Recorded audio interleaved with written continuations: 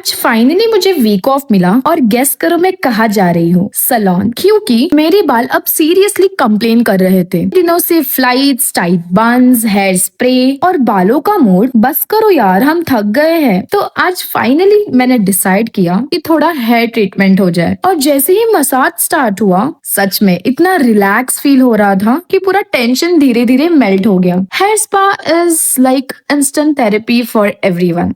और अब देखो, soft, shiny and fresh hair. Week off हो तो सेल्फ केयर तो बनता ही है।